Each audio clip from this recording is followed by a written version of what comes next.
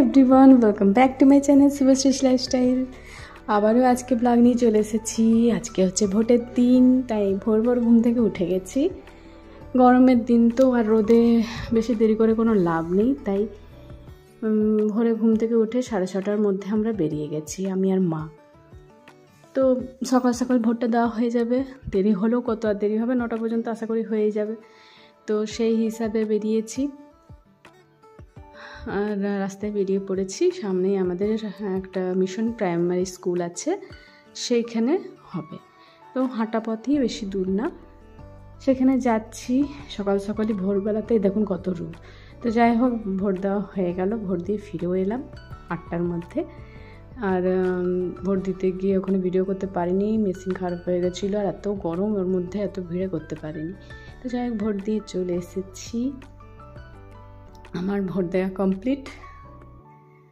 তো এরপর একটু ফ্রেশ হয়ে বসলাম, ড্রেস চেঞ্জ করে আবার একটু শুতে মন যাচ্ছে, মানে এখনও বেশি টাইম নেই, 8টা হয়েছে, সেজন্য একটু শুভ।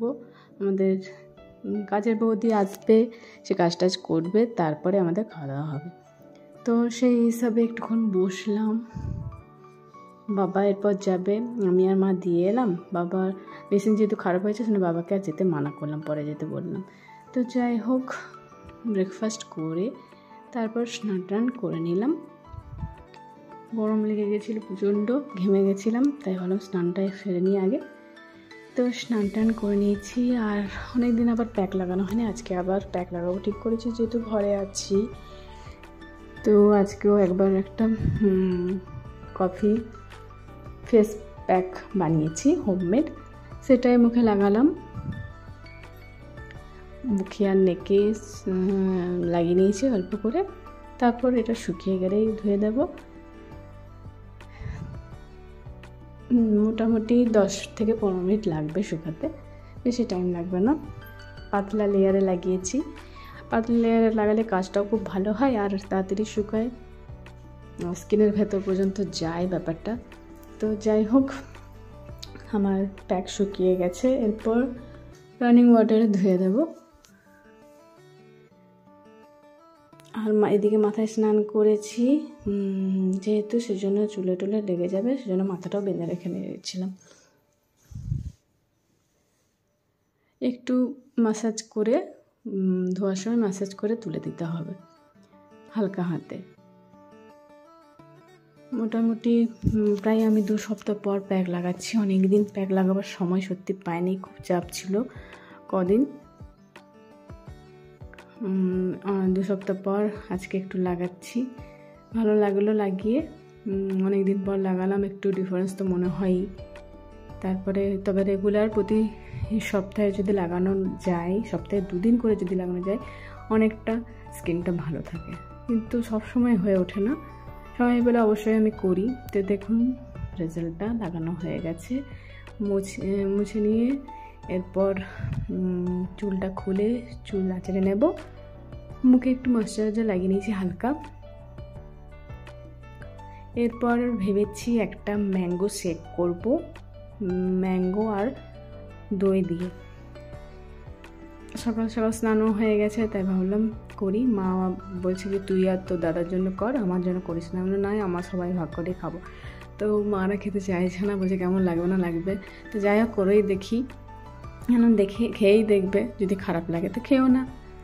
তো পাকা আম 2টো নিয়েছি, সেই 2টো আমটাকে শাঁসগুলো সুন্দরভাবে টুকরো টুকরো করে কেটে নিয়েছি। তো সেটা বের করে একটা বড় নিয়েছি আর একটা মিডিয়াম সাইজে নিয়েছি, সেটা একটা গ্রাইন্ডারে দিতে হবে। টুকরো টুকরো করলে কি হয়, মানে ভালো পেস্ট হবে, তারপরে পরে উপর থেকে দেওয়ার জন্য কাজে লাগে, সেজন্য ছোটো ছোটো টুকরো টুকরো করে, মানে পিস পিস টাইপের করে রাখা রয়েছে, কাটা হয়েছিল। এরপর এটা গ্রাইন্ডারে আস্তে আস্তে দিয়ে দেব। টুকরোগুলো ঠিক মতন হয়নি, মানে খোসার উপরেই কেটেছিলাম, তার জন্য তো একটু টুকরোগুলো আলাদা করে কিছুটা রেখে দিয়েছি উপর থেকে দেওয়ার জন্য। বাকিটা গ্রাইন্ডারে দিয়ে পুরোটা শেকটা বানানো হবে। মিল্ক শেকও হয়, মানে মিল্ক দিয়ে ম্যাঙ্গো দিয়ে করা হয়, কিন্তু মিল্ক দিয়ে দাদা বললো খাবে না, আমারও কেমন কেমন একটা মনে হচ্ছিলো, সেই জন্য আমি দই দিয়েই করলাম। দইটা মোটামুটি সকলেই পছন্দ করে, টক দই। তো ম্যাঙ্গো পিসগুলো সব নিয়ে নিলাম, এরপর টক দই 4 চামচ দিলাম, 4 থেকে 5 চামচ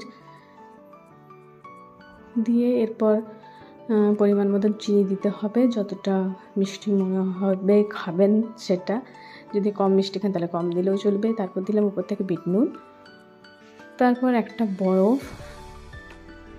বরফের টুকরো একটা বাটিতে করে রেখেছিলাম, ওটা দিয়ে দিয়েছি। আর দিলাম গোলমরিচের গুঁড়ো, ব্যাস দেওয়া হয়ে গেছে।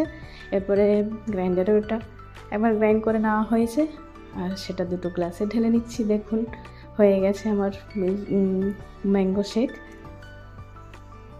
একটু থিক হয়েছে যেহেতু দই দিয়ে করেছি, মিল্ক দিয়ে করলে একটু পাতলা মতন হতো, এটাও ভালো লাগে। তো এটা খাওয়া গেলে এটার টেস্ট একটু অন্যরকম, আর মিল্ক দিয়ে করলে টেস্ট একটু অন্যরকম মনে হয়।